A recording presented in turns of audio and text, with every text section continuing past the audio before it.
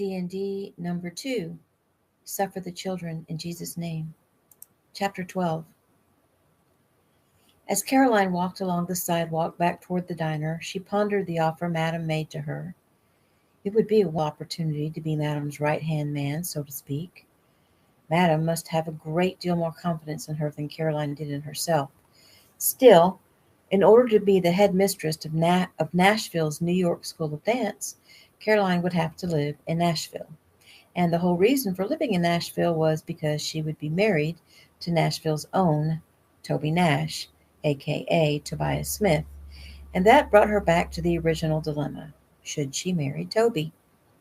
Looking up as she neared her apartment building, her heart skipped a beat in anticipation of running into George before she remembered that that wouldn't be possible.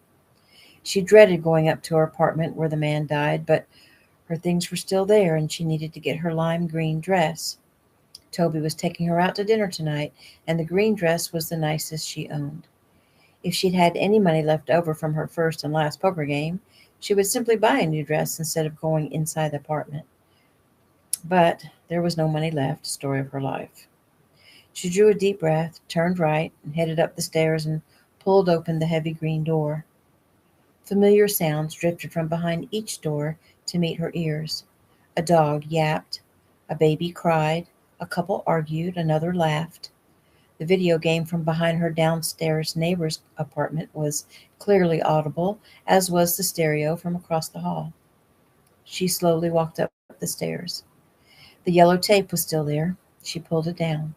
Sergeant Summers had said she was free to retrieve her belongings whenever she wanted. She found her key, turned the lock, and pushed the door open. And once inside, she silently closed the door but could move no further. The dark stain in the middle of the hardwood floor caught her eye and held it. Shivering, she flipped on the overhead light. She ran her hands up and down her arms, forcing herself to take in the remainder of the room. Her lamp lay smashed into pieces on the floor against the far wall. Near the window, also on the floor, lay what was left of the 2 pictures she'd saved from her childhood. Caroline moved around the stain and knelt to retrieve the picture of her mother and father by the beach. The frame was broken away, part of the finish scratched from a shard of glass, but it was salvageable. She leaned over and rescued the picture of the Stillwater children as well. Careful to avoid the blatant spot, she carried the items into the bedroom.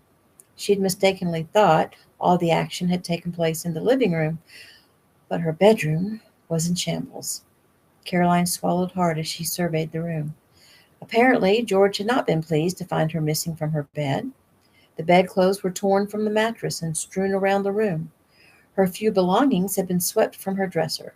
A flashback of her mother's handiwork popped into her brain, but she quickly pushed it away. Picking through the mess, she gathered dance attire, some clothes, shoes and underwear, went to the bathroom and grabbed what she hadn't originally packed of her personal items, and tossed everything into a dance bag. Her dress remained on a hanger, flung over her shoulder. Then, as she turned to leave the room, she spotted the music box. The only thing she could remember her father ever giving her lay smashed and broken beside the dresser. That music box, with its twirling ballerina, had been Caroline's inspiration to dance. Caroline sank to her knees, scooping up the tiny porcelain ballerina broken off at the ankles. She held it, cupped in her hands, as if it were a tiny person, because maybe to her it was. Despair overcame her. A teardrop landed on the face of the tiny dancer. Alone in her world, she hadn't heard her visitor come in. Toby knelt beside her. Slowly she looked up into his face. The compassion was there, the understanding. He brushed a tear away with his thumb. "Maybe you shouldn't have come here alone." She sniffled. "I lived here alone for 3 years. I never thought. I didn't realize it was this bad." Toby took a few moments to look around him. "We could look on the positive side. What could possibly be positive about this? How about the fact that you weren't here? I don't even want to imagine what had been in store for you that night, and I'm incredibly grateful you weren't here because you could be hurt very badly right now, or even dead. and I would be awaiting a real trial for murder. Caroline grimaced at his words. But here we are, speaking to each other, both alive and well. I guess there is a very positive side. He pulled her to her feet. Is there anything else you need to get? She shook her head. Later, maybe. I don't want to handle this now. He nodded. How did you know I was here? I was on my way to the diner and saw you coming home. You still feel like going out to dinner? She smiled. Yes. I'm not going to let George Mancini do another thing to mess up my life. She smiled and raised her chin and softly kissed her lips. He smiled, raised her chin, and softly kissed her lips. That a girl. He glanced down to see something familiar. Nut face. He scooped up the small carving from the floor. I can't believe you still have him. Of course I do. He and I have been through a lot together. He rubbed his thumb over the small face of the dog. Keep him for now, Caroline offered, so he doesn't get lost in this mess. Toby nodded and held out his hand. Come on, darling. They stopped by the diner on their way back to the hotel. Well, well, well, Rosie declared as they came through the door, if it isn't the celebrities. Caroline disagreed. He's the celebrity. Not hardly, Caro, Rosie argued. You both hit entertainment tonight last evening, and that's all our customers could talk about today. Eugene emerged from the kitchen and kissed Caro's cheek. You, young lady, he said sternly. I'm glad everything turned out okay, but Rosie will tell you I was very mad at you. Caroline looked at her feet while Toby asked the obvious.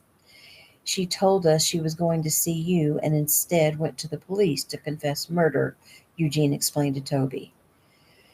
So you guys knew she didn't do it, Toby asked, and you let her go through with it? Eugene jerked his thumb at Rosie.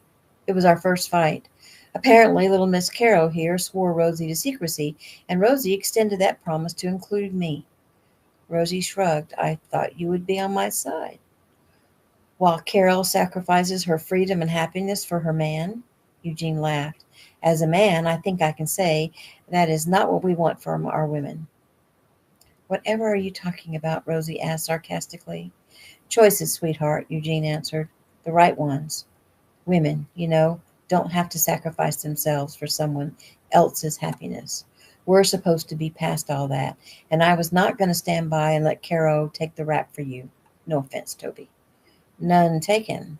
I was pretty much set against it myself.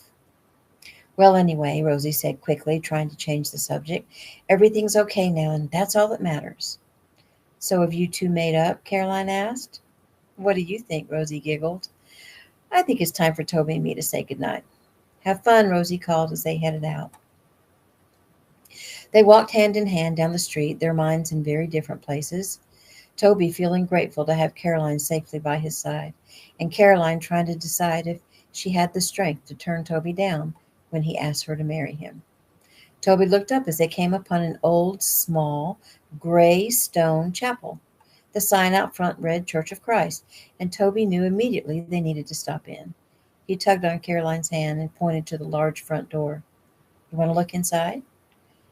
Caroline smiled and nodded. Yes, let's do. Funny, I've never noticed this little church before. They walked up 3 steps to the entrance. Though it was obviously an old building, a small wheelchair ramp had been added on one side. They went inside and were instantly charmed. They stood inside a small vestibule. The doors to the chapel were propped open. The aisle leading down to the pulpit was made of stone tiles, while the floor running under the polished wood benches was old hardwood. The front of the chapel was simple, a wood pulpit, a large wooden cross on the wall, and to one side a small bench piano. A big vase of roses sat atop the piano. Toby and Caroline made their way down the aisle and sat in the front row pew. It was very quiet compared to the bustling street just outside the doors. There was a smell of furniture polish mixed with the floral scent of the flowers. Caroline sighed. This is lovely. Toby nodded in agreement. They sat quietly for several minutes, but both looked up when a young man walked in from a door off to the left, carrying an armful of hymnals. He stopped short when he saw he had visitors and nodded and smiled. Hello. Toby stood. Hello. I hope it's okay for us to be here. Of course it is. The man offered his hand. I'm Matthew Lucas. I'm the pastor here. Toby shook his hand, and Caroline rose to do the same. Please feel free to sit a while if you'd like. Caroline sat back down, and Toby remained standing. Is there something I can help you with? Matthew asked. Well, Pastor Lucas, Toby began. I'm thinking maybe there is, but I don't exactly know how to begin. Well, please sit down, and you can call me Matthew. Now, why don't you start at the beginning? That's usually the best place to begin. Matthew listened intently as Toby and Caroline got their story out, nodding his head in understanding to urge them on. When they finished telling their story, they were surprised to see tears in the eyes of the pastor. Pastor Matthew dabbed at his eyes and laughed. Oh, Lord, you are so good all the time, he exclaimed. Don't know why I'm surprised every time, but the evidence of God's working always gets to me. Toby and Caroline sat quietly, a shared expression of confusion on their faces. The pastor went on, So, after all that you after all that you've been through, your main question is, why would God bless you, Caroline, when others end up suffering or even dying? He laughed again. Forgive me, but I have a story to tell you. You see, that question is what brought me all the way across the country to pastor this little church. When I was 15 years old, I was a mess. My father had just died. Oh, I'm so sorry, Caroline offered immediately. The pastor waved her off. Thank you. It was a long time ago, and it's okay because it was a turning point in my life. It was a car accident. He was hit head on by a drunk driver, and it just destroyed me. I was full of hatred and bitterness. I started skipping school and getting into trouble. But I had a good friend who decided he wasn't going to allow me to destroy my life completely. He too had lost a parent. He invited me over to his house over and over until I finally came. He'd wanted me to speak to his father, which I did. His father was a very spiritual guy. He understood when I asked why my father had to die, and other people talked about their loved ones miraculously being saved. He understood because that was the same question he'd asked when he learned that his wife was dying of cancer. Like I said, he was very spiritual. He had a very close relationship with God, so he just couldn't understand why God would not answer his prayer and give his wife the healing he was begging for. He told me how he first cried to God and then yelled at God things like, Why won't you hear me? Why is this happening? What can I do? And one night, after asking those questions and feeling nothing, he started running. He ran for miles. He ran until he collapsed and lay flat on his back. He was calmer and quieter, and he asked again, Please, Father, tell me what I can do. And the answer came loud and clear inside his head. There is nothing you can do. His first thought was to not accept that answer. He'd been taught to never give up, but this time he felt a surety in his soul that it was out of his hands. He was powerless. He told me he learned that there are times when you must never give up, and there are times when you must accept that there are some things you cannot control. He asked again why, and the answer came. God has a plan for each of us, yet it's not the same plan for each of us. Some must learn how to handle tragedy. Others have to learn to love, or to forgive, or to do away with bitterness. And this is how we grow and evolve. Still, there are so many equations involved that it's impossible to make a blanket statement. For example, not all accidents or all diseases are part of a plan. Sometimes another's choice interferes in God's plan. And sometimes we bring hard times on ourselves in one way or another. Or sometimes, perhaps, the plan changes. Everything is adaptable.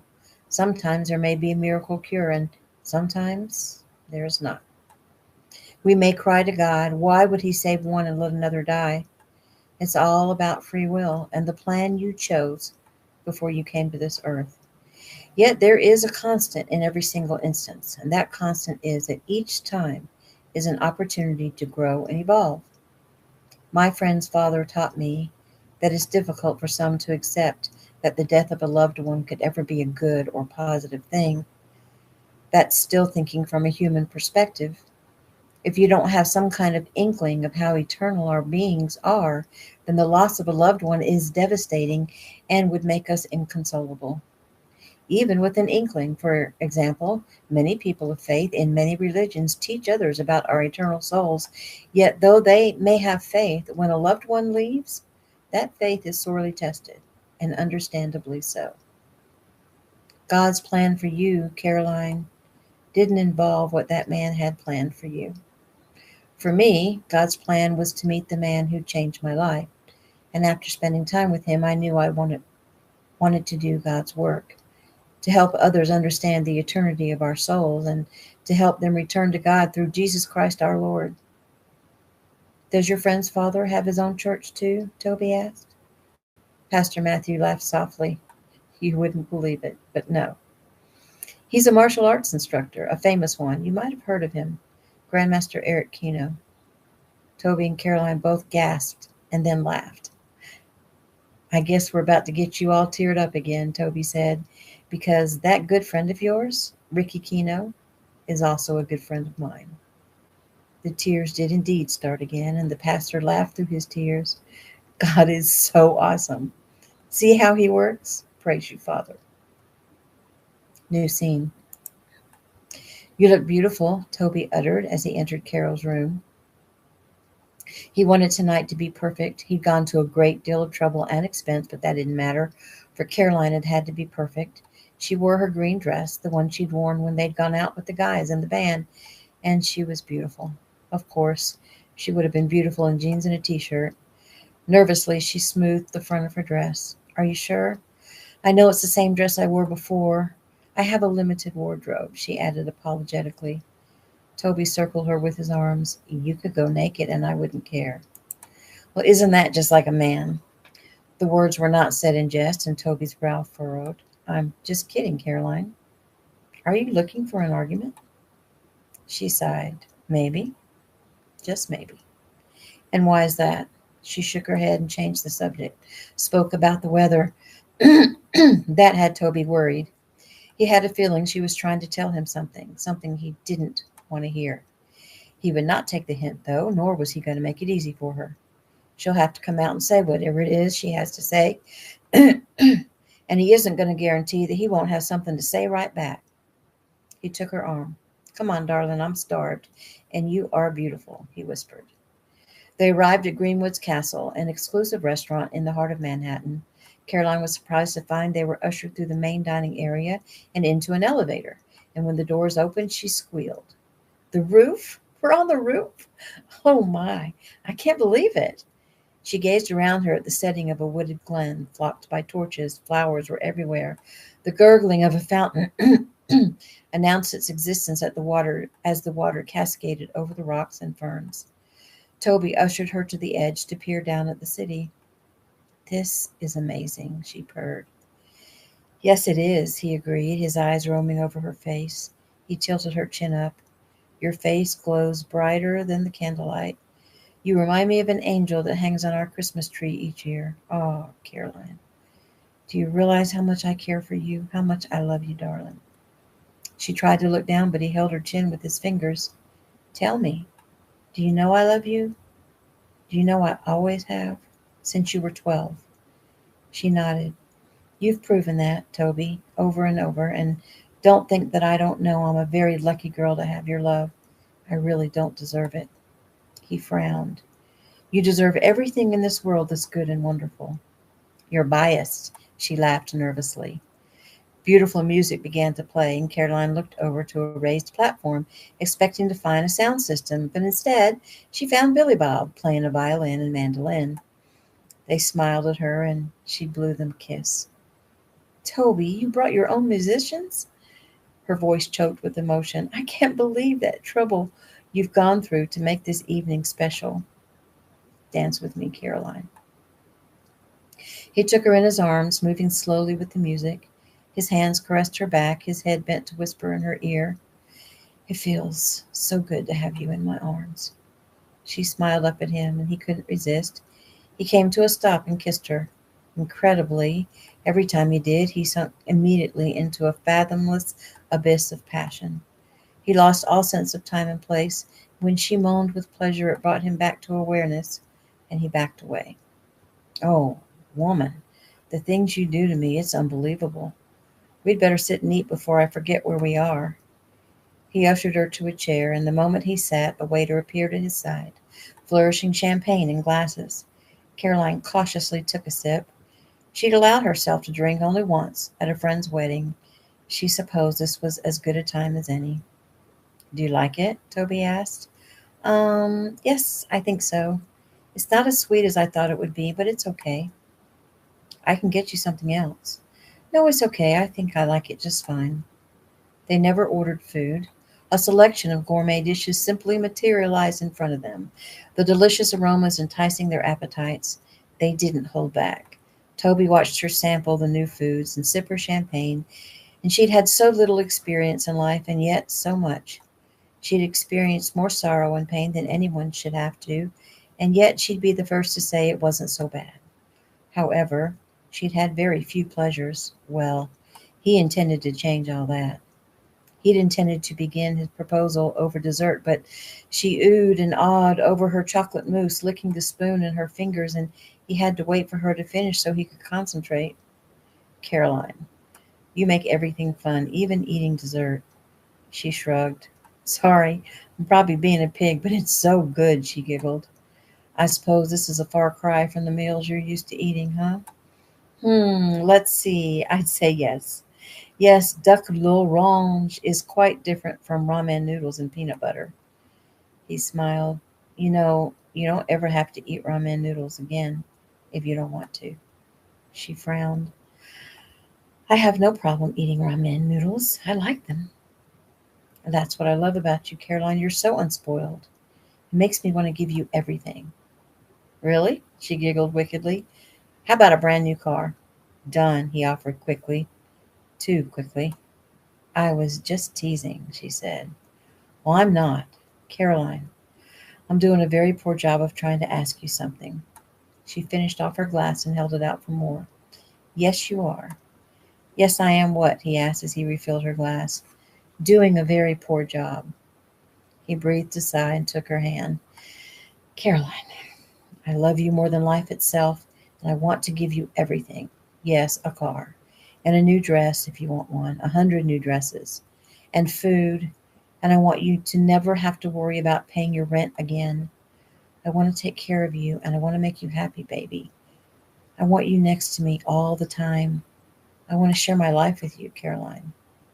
She had been feeling a little tipsy, but immediately sobered, listening intently. It was happening, and she still didn't have an answer. "I want to make love to you at night and wake up in the morning and do it again. I want to talk with you and share my innermost feelings with you and just be with you. Caroline, say you'll marry me. Make me the happiest man in the world and say you'll be my wife." She set her glass down and stared into his eyes. "I make the sacrifice," she told herself. "Do the right thing and make the sacrifice." "Yes, you what?" She sighed. "No." He sat, letting the word register in his heart. He wanted to beg. No, he wouldn't beg, would he? He ran his hand through his thick black hair. "No?" "No," she confirmed, feeling stronger. "No, Toby, I won't marry you." Well, he would beg after all. In an instant, Toby scrambled to his knees on the floor in front of her, opened his mouth to speak, but closed it. His head bowed, his hand ran through his hair. When he looked up, his eyes were moist, and when he spoke, his voice was thick with emotion. "Why?" "Why?" she asked nervously. "Yes, Caroline, why? It makes no sense." "It does make sense. I just don't know how to explain it to you." "Then you're serious?" "Very." He gazed at her face and had to clear his throat. "You have a way of breaking me, Caroline." "Oh, Toby, I swear that's not my intention," she answered softly, reaching down to take his hand. "Well, I'm begging you to reconsider, then." Lips pressed together in a firm line, she slowly shook her head. Her light blonde hair fell softly across her cheek. He reached up to brush it back, and she flinched.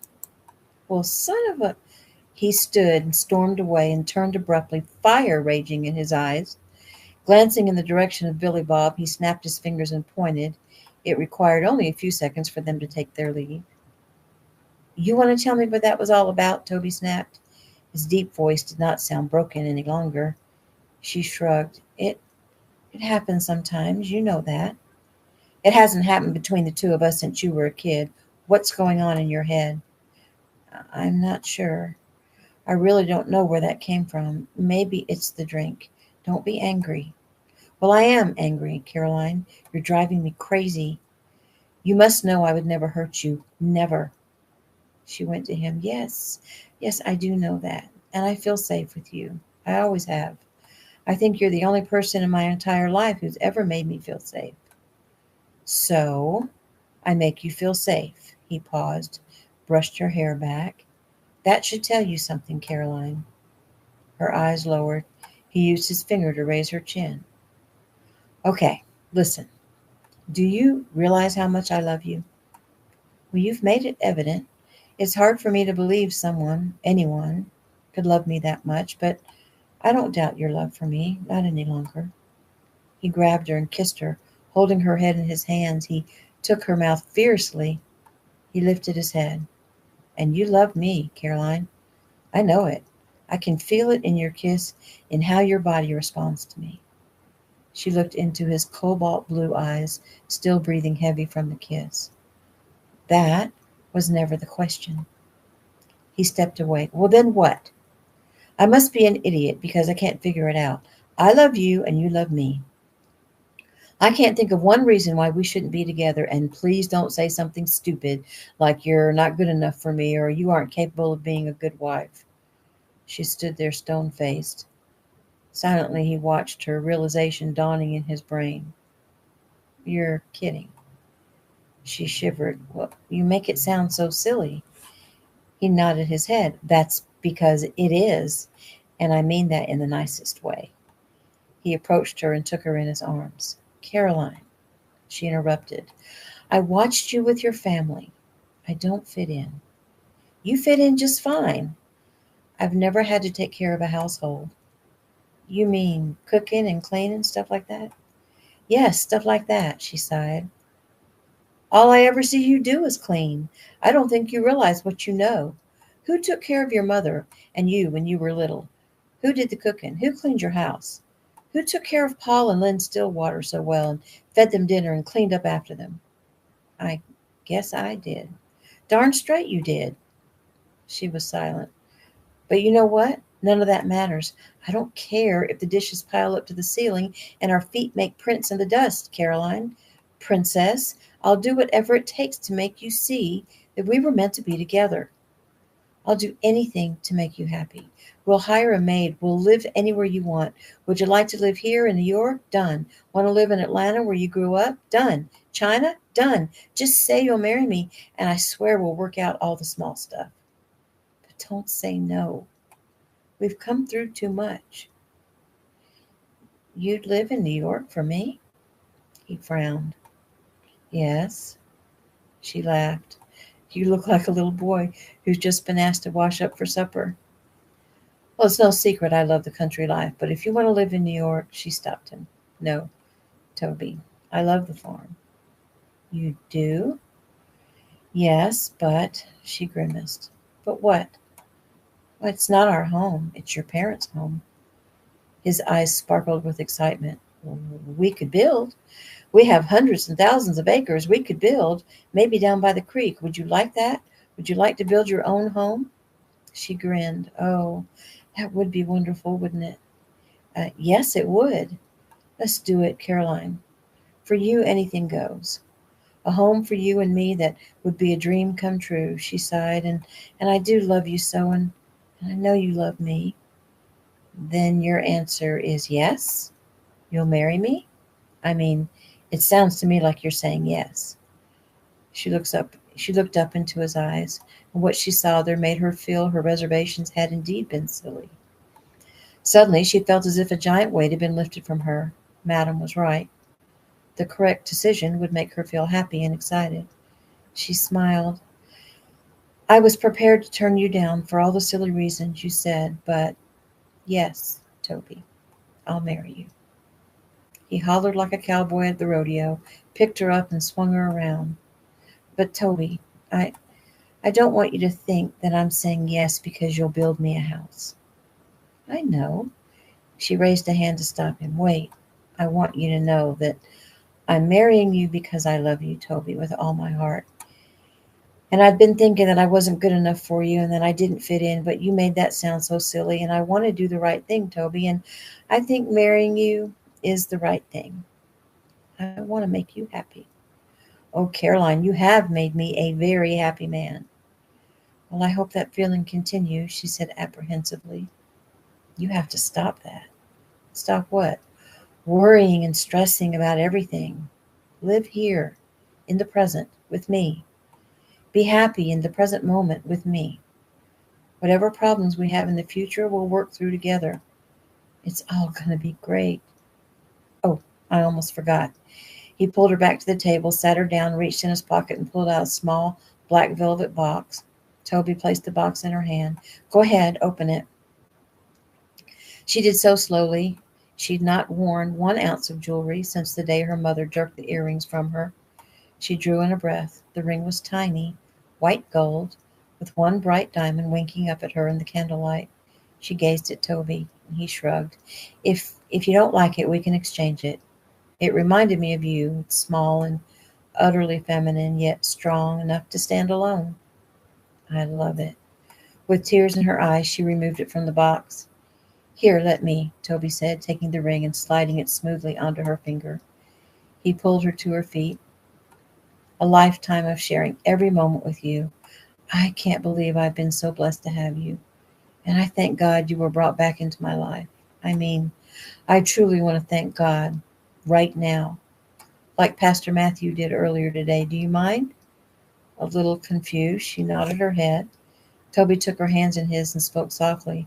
Dear Father, I am so grateful for you bringing me this beautiful daughter of yours to be my wife and companion. She is the angel you used, Father, to bring me back to you. And I want to start this whole marriage thing out right. So, Father, I'm asking for your blessing on our union. Help me to be the best husband for her. And if we're blessed with babies, help me to be the best dad. And she's worried about that, so help her to be the best mom ever. I ask a blessing upon Caroline, that she'll come to know you, though I believe she already does, and she will be blessed with confidence that she will feel your eternal love. In Jesus' name we pray, amen. I love you so much, Toby. You really are my knight in shining armor. She went up on her toes to kiss him. Softly his lips touched hers, and he pulled away, cherishing the moment, then kissed her again before pulling her close and hugging her to his chest. And they remained in the embrace a long time. New scene. Lieutenant Varanza smiled as he tucked the picture of Tracy Chastain into the growing file on the George Mancini homicide. Young Sherry had picked her out of a photo lineup, and soon they would be on their way to Nashville to question the beautiful socialite. Rising, he went down the corridor and stuck his head into his captain's office. Hey, Cap, so are we ready to roll? The captain nodded. E-tickets have been issued. You'll be meeting with Nashville deputies Wallace and Stone. They'll escort you to the Chastains. Varanza tipped an invisible hat. On my way. Summers will be only too happy to get out of the city for a while. Yeah, well, you guys be careful. Stay out of trouble and off the news. Got it? Loud and clear, he said, his hand raised in salute. New scene. Caroline discovered that the green room for the Mike Bitters show was just like all the others she'd been in. Not green. Toby had his own dressing room, but he and Caroline had decided to take a tour of the place. They found Toby's band members gobbling up donuts in the green room. They chatted briefly, had a quick snack themselves, and were heading out when Ricky Keno came in. Toby! Ricky exclaimed, holding out his hand. Toby took the offered hand with a big smile on his face. Rick, good to see you, man. He turned to Caroline and introduced her. Red-faced, Caroline murmured a hello. She knew Ricky Keno was a big movie star, but she hadn't expected his presence to be so overwhelming. He was certainly gorgeous enough, shorter than Toby, but every bit as built. His long black hair came just to his shoulders. His dark eyes were warm and friendly, his smile kind. He had an aura, a presence of extreme power that she found very unsettling.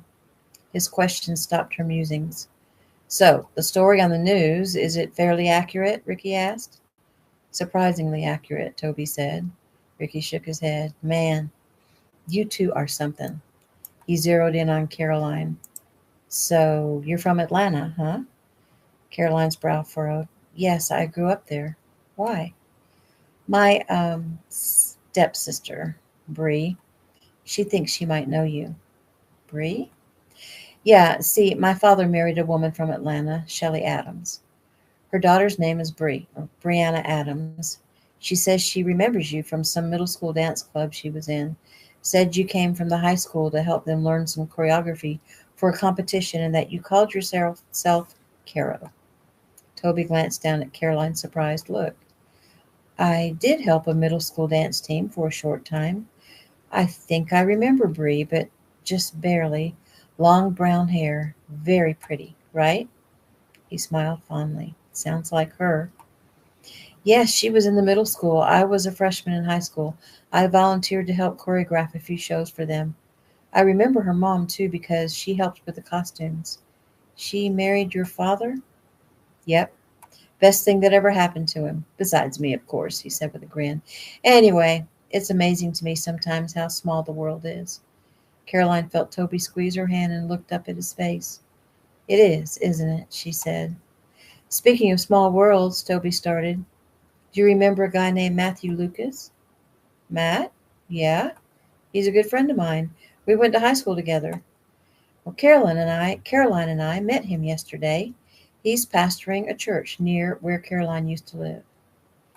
Yeah, my dad made a big donation to help him get that church going. We asked him why it had to be in New York, and he said something about New York being a den of iniquity and needed him more.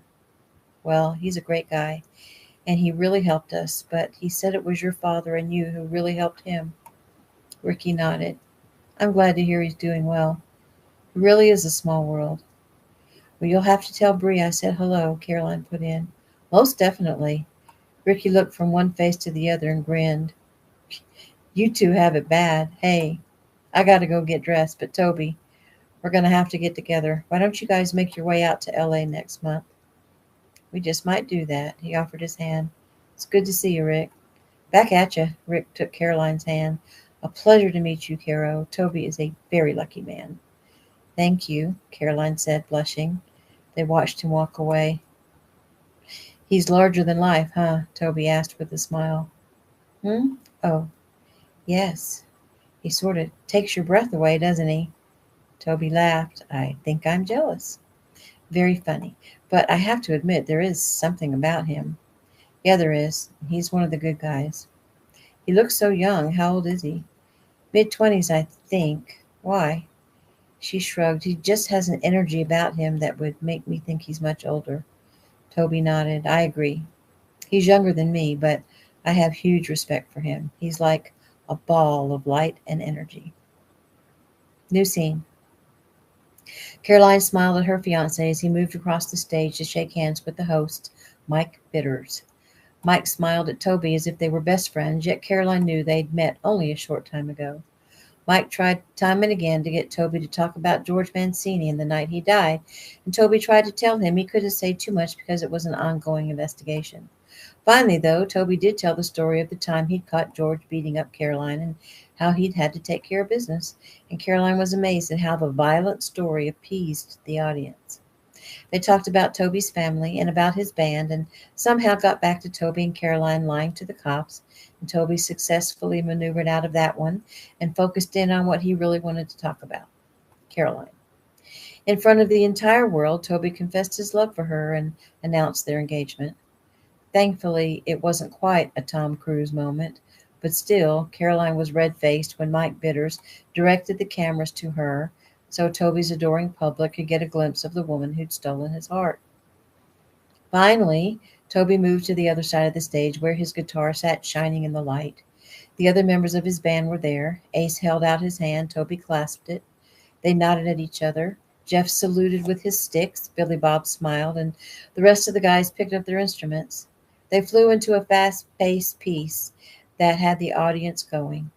Toby strutted across the stage, very much at home, performing. Caroline thrilled. She'd never seen him like this. in command, every female in the audience lusting after him. His voice rolled over the notes. He wasn't playing his instrument, only held the microphone. However, he was playing the audience. The tight-knit shirt he wore showed off his bulging biceps and muscular chest. The black Stetson gave an air of mystery. The jeans did what they were supposed to do. Only, only Caroline wasn't so sure she liked the effect they were having on the female assemblage. He was interacting with the members of his band. He and Ace did a short two-step together. He got between two female backup singers who kissed him on his cheeks. The crowd was screaming by the time the number came to an end. Toby immediately jumped down to see her. "Hey, darling. Not much longer now." He kissed her cheek, his breath coming fast. "I'm in no hurry, Toby. I love watching you perform." He grinned. "Yeah? Well, we'll have to plan a little private performance just for you." He looked up, and they were motioning to him. "We've got one more number to do, and we're out of here." He jumped back on the stage, moved to a stool, and picked up the guitar. He wiped his brow on his shirt, causing the girls in the audience to squeal. Caroline rolled her eyes. She wanted to turn around and inform them that it's only sweat, but she held her tongue. She realized she felt a twinge of jealousy, though why should she? After all, he was hers. She smiled with satisfaction. New scene. "You are so beautiful. I can't believe how much I love you." She blinked. "Ah, but will you still feel that way when I'm old and fat?" "You better believe it. And stop doing that." "You mean questioning your love?" "Sorry." They'd come straight back to Caroline's room at the hotel after Toby's performance and sat down on the bed. There was a kiss, another, and next thing they know, they were laying on their sides, facing each other, whispering dreams and making plans and reveling in each other's company. Caroline used her finger to draw patterns on his chest. "When do you have to leave?" He sighed. "First thing in the morning. I have 2 early shows to do in New York before I have to hightail it to Chicago. I have 1 show there and then have to fly out the next morning, headed to Nashville to do a few local shows. I owe them my allegiance." "You're going to be awfully tired, aren't you?" Caroline asked. Toby shrugged. "I can't be worried about being tired. I'm just grateful my career isn't quite over yet." "Me too," Caroline agreed. Toby stroked her arm. "Listen, I know I said we would build our own home in Nashville, but I was thinking, Princess, if you're going to teach for Madame Pierre, we're going to need a place to live here in New York, too. When I get back from Nashville, would you like to go apartment hunting?" She sighed. "Toby, thank you for being so thoughtful. Thank you, but it's not necessary." "Not necessary?" "You're an amazingly talented dancer and teacher. You can't just throw that away." She snuggled closer to him. "I have no intention of throwing it away. Madame Pierre had a surprise for me." "A surprise? What?" "She wants me to help her open a New York School of Dance annex in Nashville." Toby grinned and pushed her over on her back and looked down into her eyes. "Wow, that's wonderful, Caroline." "Are you happy?" "Very. Unbelievably." She sighed with pleasure. "Now, tell me the rest of your plans. How long will you be in Nashville, and when will I be leaving New York?" "Well, that all depends on one thing." "What's that?" she asked. "When do you want to get married?" She pursed her lips and thought her eyes lighting up when she had her answer. "How about New Year's Day?" He smiled. "I think that is a wonderful idea. But I want to come to Nashville with you as soon as possible so we can make plans and start on our home." "You've got it, darling. The minute I finish up the scheduled talk shows, I'll drive back here to collect the most important person in my life." She smiled apprehensively. Her life was about to change dramatically. He touched her nose. "I don't think I like the look on your face. Tell me you're not having second thoughts." "No, Toby, no second thoughts. I've done too much thinking as it is. It's just that I'm going to miss you so much while you're gone. It'll only be 7 days, tops." 7 days? That sounds like an eternity. "It'll go by fast, darling. You got to make the rounds and say goodbye to all your friends." Caroline thought a moment. "You're right. I also have a lot of work to do." "Work?" "Yeah," she said as she yawned. "I need to box up and pack everything in my apartment." "Are you sure you're up to that?" She smiled. "I'm positive. And that is the end of chapter 12.